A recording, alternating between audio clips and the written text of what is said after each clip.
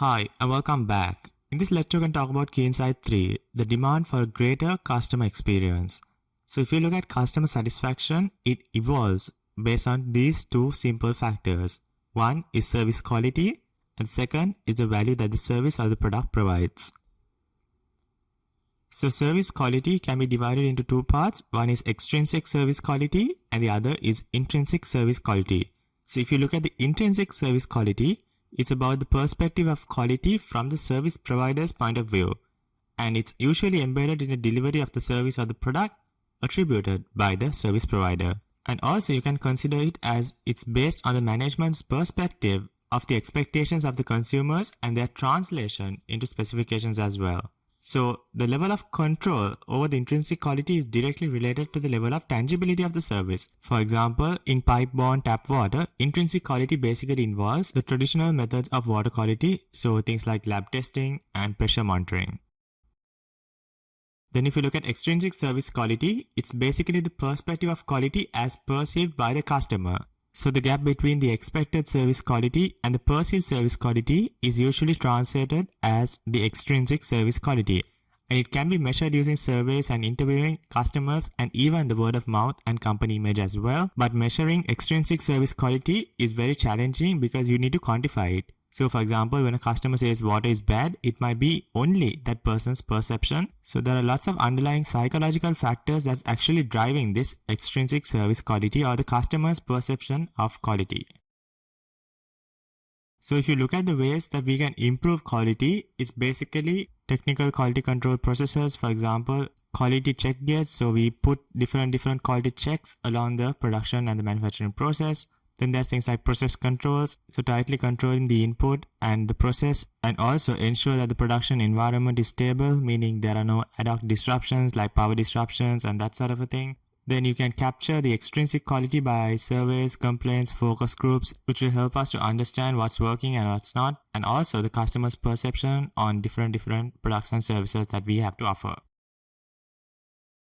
So how exactly can we improve the products and services and also the customer experience of the water management industry? So it's basically increasing the value that you provide to customers. So if you look at the core of the water management industry, it's about supplying water. So what are the value additions that you can provide? So if you look at residential customers, you can do things like in-home water filtration and backflow prevention. So in case there's a difference in the pressure, the water in your water tank doesn't go back into the main lines. So if you look at the value addition services provided to the community, you can do things like sale of bottled water, ice sales, and medicine disposal. Then there are facilitating services, so things like sanitation and ordering information.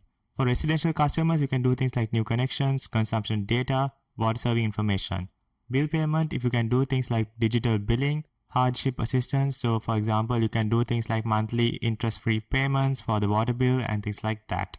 Then consulting water audits as well. Then you can do enhancing services like safekeeping, for example, service line protection, plumbing services, leak detection, then providing the customer support hotlines and also things like repairs. On the community side, you can do things like event sponsorship and emergency management, and even things like assistance in natural disasters, for example, sharing your expertise in flood events and things like that.